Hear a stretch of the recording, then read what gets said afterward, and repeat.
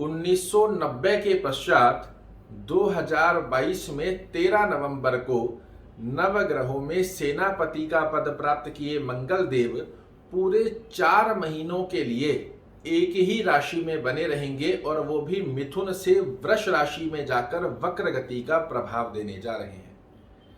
मंगल देव के इस राशि परिवर्तन का कुछ राशि वाले जातकों को तो बड़े अच्छा लाभ देखने को मिलेगा, किंतु कुछ राशि वाले जातकों को अवश्य रूप से रहना होगा सावधान। आप हमेशा मेरे कार्यक्रम को देखते हैं जहां मैं आपको सदैव प्रयास करता हूं कि शुभ संकेत दिए जाएं, किंतु ये जो मंगल देव का राशि परिवर्तन हो रहा है, ये ऐसा परिवर्तन है जिसमें मेरा कर्तव्य बनता है आपको सावधानी पहले से ही बताई जाए, अन्यथा छोटे छोटे तनावग्रस्त स्थितियां जीवन में बड़े बदलाव भी ला देती है।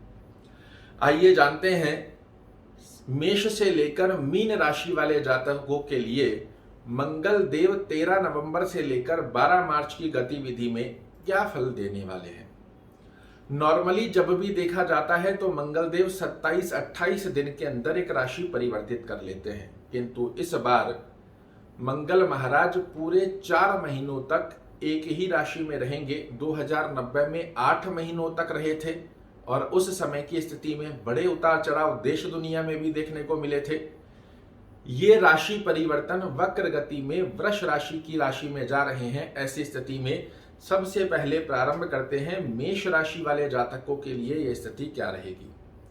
मेष राशि वाले जातकों के लिए मंगल महाराज आपके लग्न के स्वामी होते हैं और द्वितीय भाव धन और वाणी भाव में जा रहे हैं और वक्र गति में रहेंगे। उल्टा देख आप आगे रहे हो, चल पीछे रहे हो तो किसी से भी भिड़ सकते हो। कुछ इसी प्रकार की गतिविधि अग्नि कारक तत्व मंगल देव दर्शाते हुए पाए जाएंगे। क्या सावधानी बरतनी चाहिए, वीडियो के अंत में आपको छोटे छोटे उपाय भी बताऊंगा, जरूर से कीजिएगा। मंगल महाराज बड़े उतार चढ़ाव हमारे जीवन में देते हैं, तो इस कार्यक्रम को देखकर अपनी राशि पूर्ण होने के पश्चात वीडियो के अंत में जाकर जरूर से देखिएगा।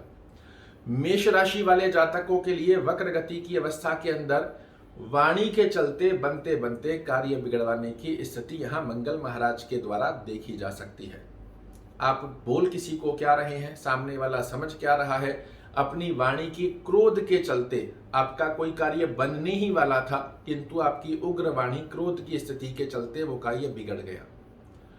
धन में आपने बैलेंसिंग नहीं करी तो फिजूल की खर्चियां आकर खड़ी हो गई और उसके कारण मानसिक तनाव आपके लिए बन गया। ऐसी अवस्था यहां आपको देखने को मिल सकती है 4 महीने तक, तो इस अवस्था को थोड़ा सा बैलेंस करके रखना आवश्यक रहेगा। वाणी पर ध्यान रखिएगा, धन की स्थितियों में उतार चढ़ाव मत कीजिएगा, बड़े निर्णय लेने हो तो सोच समझ कर कीजिएगा। वृष राशि वाले जातकों के लिए क्या रहेगा, तो आचार विचार व्यवहार स्वभाव आपके लग्न में ही उल्टे होकर बैठे हैं, अर्थात वक्र गति की स्थिति का फल देंगे। आपके ही निर्णय आपके लिए पश्चाताप युक्त स्थिति का कारण बन सकते हैं। आपके द्वादश भाव के स्वामी हैं, आपके निर्णय आपको पता है मुझे दवाई समय से लेनी है, नहीं ले रहे हैं, वो बड़ा कारण हॉस्पिटलाइज खर्चे का बन गया। कोई व्यापारिक दृष्टिकोण से आपको निर्णय लेने हैं, आपके कुटुंब परिवार संतति से संबंधित कोई निर्णय ले रहे हैं, जल्दबाजी के चलते ओवर कॉन्फिडेंस के चलते ऐसा निर्णय ले लिया जो पश्चाताप युक्त स्थिति का कारण बन गया। दाम्पत्य जीवन में भी छोटे मोटे संबंधों से रिलेटेड उतार चढ़ाव देखने को मिल सकता है, तो यहाँ आपको प्रयास करना पड़ेगा, जो भी निर्णय लेंगे वो सावधानी पूर्वक होने चाहिए। जल्दबाजी में कोई निर्णय न लें, अपने संयम रखना, अपने डिसीजन मेकिंग पावर पर संयम रखना, अपनी वाणी पर, अपने सोच विचार की स्थिति को बैलेंस कर कर अगर निर्णय लेंगे तो ठीक है, अन्यथा जल्दबाजी और अपने ओवर कॉन्फिडेंस के चलते कहीं ना कहीं आप फंस सकते हैं, तो ध्यान रखने की आवश्यकता विशेष रूप से रहेगी। अन्यथा स्वास्थ्य रूपी योग भी आपको प्रभावित करता हुआ पाया जा सकता है। मिथुन राशि वाले जातकों के लिए द्वादश भाव में रहेंगे, फिजूल की खर्चियों से बचने का प्रयास कीजिएगा, अन्यथा आप देखेंगे बिना फिजूल की खर्चियां आपके बैलेंस को बिगाड़ देगी, जो हर महीने का आपका रूटीन होता है उसकी स्थिति को खराब कर देगी। स्वयं के परिवार से संबंधित स्वास्थ्य रूपी योग के खर्चे भी यहाँ पर देखने को मिल सकते हैं। अपनी जॉब स्थान पर यदि आप जॉब करते हैं, बिना फिजूली में बॉस से उलझना, अपने कलीग के साथ उलझना, इस प्रकार की गलती को मत कीजिएगा, अन्यथा बिना फिजूली का मानसिक तनाव बनेगा। अपने कार्य को कीजिए, स्वास्थ्य का ध्यान रखें, फिजूल की खर्चियों से बचने का प्रयास कीजिएगा।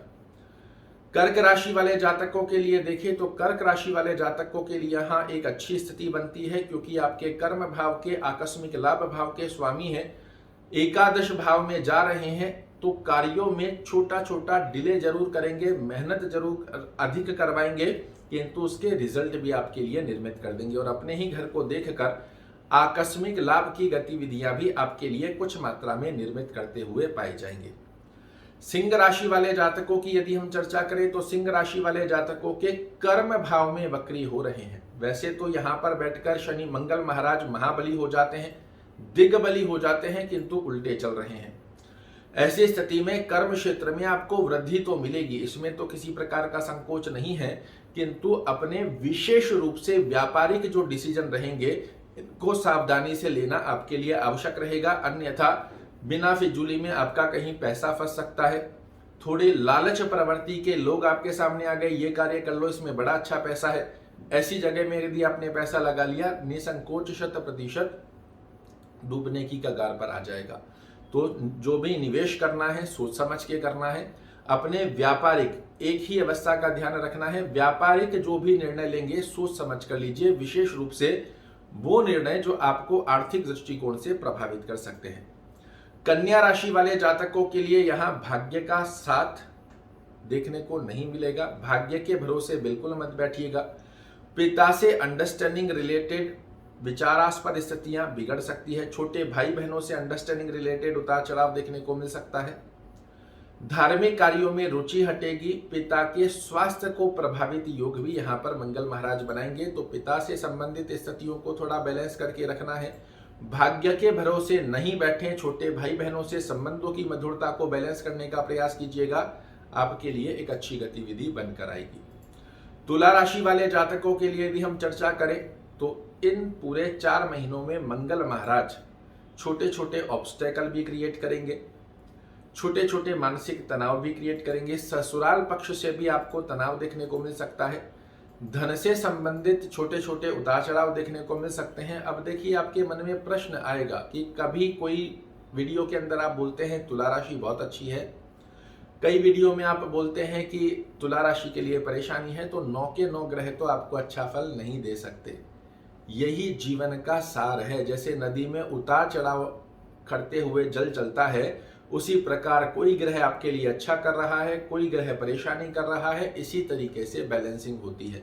तो हमें क्या करना होता है, बुरे ग्रह को हम डिक्रीज करके रखेंगे, अच्छे ग्रहों को मजबूत कर कर उनका सहारा लेकर जीवन में आगे बढ़ते हैं तो सफलता प्राप्त होती है। तो तुला राशि वाले जातकों के लिए छोटे छोटे ऑब्स्टेकल क्रिएट हो सकते हैं, किंतु इनसे घबराना नहीं है। शांतिप्रद अवस्था में अपनी चीजों को बैलेंस कर कर रखें, वाहन इत्यादि थोड़ा सा सावधानी से चलाएं, बिल्कुल बढ़िया रहेगा।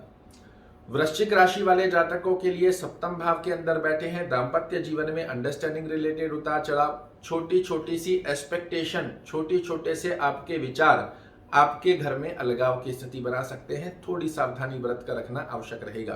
कंपटीशन में आपको विजेता बना देंगे, आपके निर्णय आपके लिए अच्छे बना देंगे, किंतु दाम्पत्य जीवन की स्थितियों को थोड़ा बैलेंस करके रखना आवश्यक रहेगा। राशि वाले जातकों से षडाष्टक योग भी बन रहा है, तो ऐसी स्थिति के अंदर आपको स्वास्थ्य का ध्यान रखना और प्रयास करें, अगर आवश्यकता ना हो तो कर्ज की स्थिति के अंदर इस समय में बचना चाहिए। कोई लोन कर्ज लेना हो आपको रुकना चाहिए। गुप्त शत्रुओं का शमन करेंगे, किंतु स्वास्थ्य के दृष्टिकोण से फिजूल के खर्चों से आपको ज्यादा प्रभावित कर सकते हैं, तो यहाँ पर आपको फिजूल के खर्चों के ऊपर भी बैलेंस करना है, स्वास्थ्य दृष्टिकोण का भी ध्यान रखने की आवश्यकता रहेगी। मकर राशि वाले जातकों के लिए पंचम भाव के अंदर बन रहे हैं, संतान से संबंधित आपको अच्छे लाभ देंगे, आकस्मिक लाभ की स्थितियों को बलवान कर देंगे। जहां किसी भी प्रकार से आपको आकस्मिक लाभ हो, किंतु स्टमक से related acidity, gastric, digestion problem, इनकी अवस्थाओं का आपको ध्यान रखना पड़ेगा।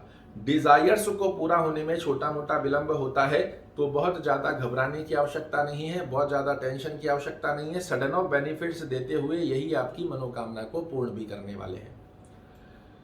तुला के बाद माफ कीजिएगा, कुंभ राशि वाले जातकों की यदि हम चर्चा करते हैं तो आपके चतुर्थ भाव में बैठे हैं, जनता में यशमान प्रतिष्ठा दिला देंगे, किंतु पेरेंटल प्रॉपर्टी से रिलेटेड यदि कोई विवादास्पद स्थिति चल रही है तो इसके अंदर भागा दौड़ी बहुत अधिक हो सकती है, माता के स्वास्थ्य को प्रभावित कर सकते हैं।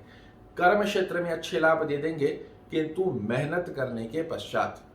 इसी के साथ में आप देखेंगे तो आपके कर्म, क्योंकि कर्म भाव को खुद की दृष्टि से देख रहे हैं, किंतु कर्म में जो निर्णय लेने हैं ये सावधानी पूर्वक होने चाहिए, अन्यथा ओवर कॉन्फिडेंस के चलते आपके कार्यों में रुकावट देखने को मिल सकती है। मीन राशि वाले जातकों के लिए अपने कारक भाव में बैठे हैं, मेहनत के अनुसार रिजल्ट देंगे, भाग्य का साथ जोड़ेंगे। इसी के साथ में वाणी पर यहां आपको भी ध्यान रखने की आवश्यकता रहेगी। अब हम आपको बताते हैं इन 4 महीनों में 13 नवंबर से लेकर 12 मार्च 2023 तक की गतिविधि में आपको क्या करना चाहिए। ओम भौमाय नमः इस मंत्र का जाप करना, हनुमान चालीसा का पाठ निरंतर करते रहिएगा, रोजाना नियम बना ले, एक पाठ मुझे जरूर से करना है। अगर संभवत रहता है तो हनुमान जी महाराज का आसपास, घर के आसपास में कोई मंदिर हो तो हर मंगलवार हनुमान जी महाराज के दर्शन करें, संभवत रहे तो लड्डू का भोग लगाएं, मीठा पान हनुमान जी महाराज को अर्पित कर सकते हैं, तो ये स्थिति मंगल से संबंधित अवस्था में आपके लिए बहुत ही कारगर सिद्ध होगी। आशा करता हूं मेरे द्वारा दी गई ये जानकारी आपको पसंद आएगी। कल फिर से एक नई जानकारी लेकर आपके सामने उपस्थित होऊंगा, तब तक के लिए नमस्कार।